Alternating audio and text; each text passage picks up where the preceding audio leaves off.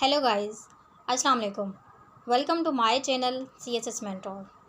Today's our topic is some ways to become a CSS topper. कि कुछ ऐसे ways मैं आपको बताऊंगी, कुछ ऐसी स्ट्रेटजीज़ आपके साथ शेयर करूंगी कि जिनसी बेसिस पे आप CSS में टॉप कर सकते हैं। या फिर अदर जैसे कॉम्पिटिटिव एग्ज़ाम हो गए, PCS हो गया, PMS हो गया, तो उसमें आप इनकी जो मैं आपको एक फ़ार्मूला बताऊंगी जो 40 डेज़ फार्मूला ऑफ सक्सेस है, और उसमें कुछ हमारी जो हैबिट्स के हवाले से हम बात करेंगे कि वो जो है कैंडिडेट को अप्लाई करनी होगी। तो आखिर तक वीडियो को देखिएगा, और अगर आपने अभी तक मेरे चैनल को सब्सक्राइब नहीं किया तो मेरी आपसे गुजारिश है सब्सक्राइब कर दें ताकि मेरी हर आने वाली वीडियो आप तक पहुंच सके। जी व्यूअर्स, आज हम हैबिट के हवाले से बात करेंगे कि जो CSS के कैंडिडेट्स होते हैं या अदर कॉम्पिटिटिव एग्ज़ाम के या किसी भी एग्ज़ाम में आप पार्टिसिपेट करना चाहते हो, तो उसके लिए कुछ स्ट्रेटजीज़ हैं, कुछ हैबिट्स हैं, उन पे आपने काम करना होगा। लेकिन उससे पहले मैं आपके साथ एक और बात शेयर करना चाहूँगी कि ये जो हमारा पीरियड है, मैं समझती हूँ कि ये हमारे लिए एक ग्रेट अपॉर्चुनिटी है कि जिसको हमने क्या करना है, रीडिज़ाइन करना है, इसको हमें प्रोडक्टिव यूज़ करना है। कि एक जैसे कि ये जो आइसोलेशन का जो पीरियड चल रहा है, तो ये आपके लिए एक बहुत बड़ी क्या है कि एडवांटेज है आपके लिए। तो आप उसको फुल एक प्रोडक्टिव वे में किस तरह से यूज़ कर सकते हैं। वैसे तो हम कहते हैं कि हम बहुत बिज़ी हैं, हमें टाइम नहीं मिल रहा, तो बहुत सारा हमारा जो बिज़ी स्केड्यूल होता है, कोई जॉब के हवाले से या कोई घर की एक्टिविटीज़ होती हैं, तो उस हवाले से आप हमेशा बिज़ी रहते हो और आपके पास ये आर्ग्यूमेंट होता है कि भाई मैं टाइम नहीं दे सकता। लेकिन अभी क्या है कि बज़ाहिर तो ये एक हमारे लिए प्रॉब्लमेटिक कंडीशन है, लेकिन हमारे साथ एक अदर साइड में अगर हम इसको देखें तो ये हमारे लिए क्या है, एक चांस है, एक आपके लिए बिग अपॉर्चुनिटी है, एक आपके लिए ऐसा टाइम है कि इस टाइम में हम सब हर एक बंदा जो है वो अपने आप को फ्री महसूस कर रहा है। उसे ऐसा लग रहा है कि जैसे मेरे पास कोई काम ही नहीं है। अब ये आप पे डिपेंड करता है कि आप इसको किस तरह से प्रोडक्टिव वे में आप इसका यूज़ कर रहे हो, आप इसको फुल यूटिलाइज़ कर रहे हो।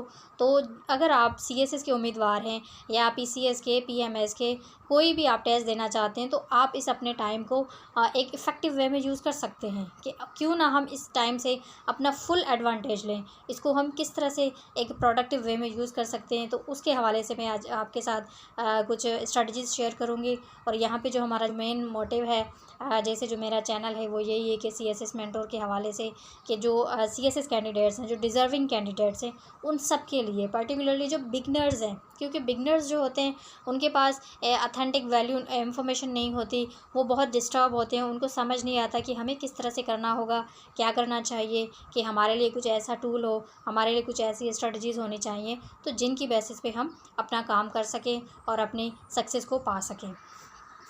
तो चलिए हम अपने टॉपिक की तरफ चलते हैं, लेकिन मैं आपसे गुजारिश करूंगी कि आपने वीडियो को स्किप नहीं करना, आपने एंड तक देखना है ताकि आप इसका फुल एडवांटेज ले सकें। जी viewers, this is time of self discovery.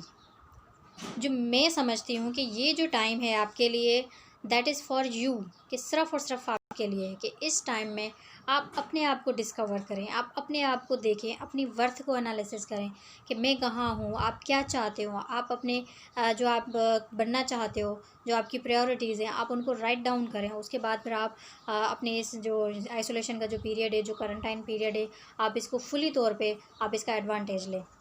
तो यहाँ पे जो मेरा टॉपिक है आज का, कि जो CSS के जो टॉपर्स हैं वो किस तरह से अपनी सक्सेस को पाते हैं और वो कैसे स्ट्रगल करते हैं। तो यहाँ पे कुछ आपके साथ मैं शेयर करूँगी कि जो उनकी हैबिट्स होती हैं, कुछ स्ट्रैटेजीज़ हैं कि वो किस तरह से अपने टारगेट के साथ कनेक्टेड होते हैं।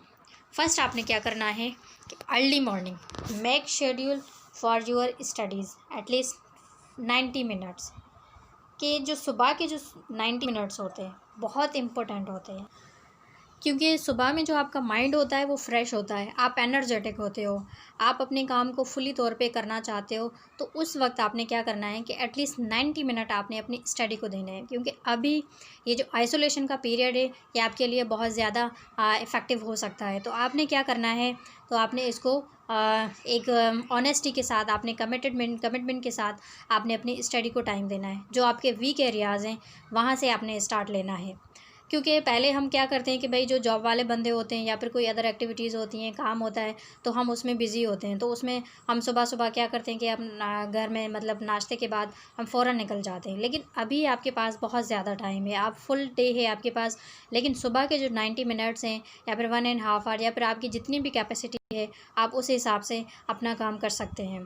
और साथ ही आपने कुछ अच्छा रीड करना है, क्योंकि जब हम कुछ अच्छा पढ़ते हैं अपने आप को मोटिवेट करने के लिए, तो उससे क्या होता है कि हम पूरी उम्मीद रहते हैं कि हमारी उम्मीद बढ़ जाती है, हमारी कनेक्शन बढ़ जाती है अपने काम के साथ। Then focused means how to stay focused on your target, कि आपने क्या करना है कि फ़ोकस्ड रहना है अपने टारगेट के साथ, कि जो आपका टारगेट हो कि आपने आज का जो काम है आपने किस तरह से करना है और उसको पूरा करना है एट एनी कॉस्ट। उसमें आपने कोई भी लेज़ीनेस नहीं दिखानी और आपने फ़ोकस्ड रहना है, क्योंकि जब आप फ़ोकस्ड होकर काम करते हो तो आपको उसका रिज़ल्ट मिलता है। और जब हम फ़ोकस्ड नहीं होते तो फिर हमारा डिस्ट्रैक्शन बहुत ज़्यादा होती है। सबसे पहले तो आपने क्या करना होगा कि ये जो आपका मोबाइल फ़ोन है आपने उससे दूर रहना है, आपने उसको ऑफ़ कर देना है, ताकि उसमें फिर क्या होता है कि हमें ये होता है कि भाई किसी का कोई मैसेज ना आ गया हो या इस तरह से होता है, तो फिर हमारा जो माइंड होता है वो डिस्ट्रैक्शन की तरफ जाता है। तो आपने फ़ोकस्ड रहना है अपने वर्क के साथ। देन नंबर 3 पॉइंट कि keep writing, you must develop your writing skills, means something right on daily basis. अब राइटिंग की जो हैबिट है, जो सीएसएस टॉपर्स होते हैं वो हम डेली बेसिस पे कुछ ना कुछ लिखते हैं, कि वो जब जो भी पढ़ते हैं, क्योंकि फर्स्ट क्या होता है कि हमें एक अच्छी रीडिंग चाहिए, वास्ट रीडिंग। जब हम कुछ अच्छा पढ़ते हैं तो उसके साथ साथ हमारे जब माइंड होता है वो उतना तेज़ी से काम करता है कि हमारे जो आइडियाज़ होते हैं माइंड में वो जनरेट होते हैं, आइडियाज़ डेवलप होते हैं। तो उस बेसिस पे फिर हम हमारे जो राइटिंग स्किल्स होते हैं वो डेवलप होते हैं। तो आपने क्या करना है कि डेली बेसिस पे कुछ ना कुछ लिखना है, कि राइट करना है, कुछ भी हो जो भी आप पढ़ते हो। लेकिन उसमें क्या करना है कि आपका जो सिलेबस हो अकॉर्डिंग टू सिलेबस, क्योंकि आपने अपने सिलेबस को कवर करना है।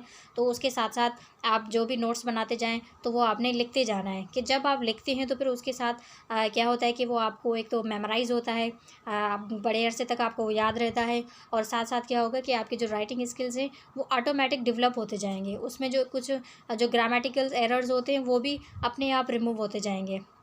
उसके बाद नेक्स्ट स्ट्रेटजी है कि make small targets, means minimum adjustment. आपने क्या करना है कि आपने छोटे छोटे टारगेट बनाने हैं, क्योंकि जब हम बड़ा टारगेट बनाते हैं तो उसमें क्या होता है कि पहले से ही हम डिसाइड हो जाते हैं, उसमें हम पहले से ही परेशान हो जाते हैं। हमें ये होता है कि हम ये काम कर नहीं सकते, ये पूरा नहीं हो पाएगा, तो ये हमें टेंशन होती है। तो उस बेसिस पे क्या होता है कि वो हमारा काम वाकई नहीं हो पाता। तो आपने क्या करना है कि आपने छोटे छोटे टारगेट बनाने हैं जो आपने वो डेली बेसिस पे अचीव करने हैं। देन फिर आपने क्या करना है कि अपने आप को रिवार्ड देना है। जब आप काम कर लें तो अपने आप को रिवार्ड दें, उससे क्या होगा कि आपकी जो एक अटेंशन है वो बरकरार रहेगी। और फिर उसके साथ क्या होता है कि हमें अंदर से अच्छी फीलिंग्स आती हैं। Now here is another strategy which is most important, stay with positive people. For example select your friend circle wisely, means आपने अपना जो फ्रेंड सर्किल जो है आपने वो ऐसा सिलेक्ट करना है जो पॉजिटिव माइंड हो, क्योंकि जब हम पॉजिटिव लोगों के साथ रहते हैं तो उनका हमारे ऊपर असर होता है। हम कहते हैं ना कि जो हम होते हैं, हमारी जो पर्सनैलिटी होती है, जो शख्सियत होती है, आपकी जो शख्सियत है वो आपके फ्रेंड्स का अक्स होता है, रिफ्लेक्शन होता है, क्योंकि हम एक दूसरे को रिसीव कर रहे होते हैं।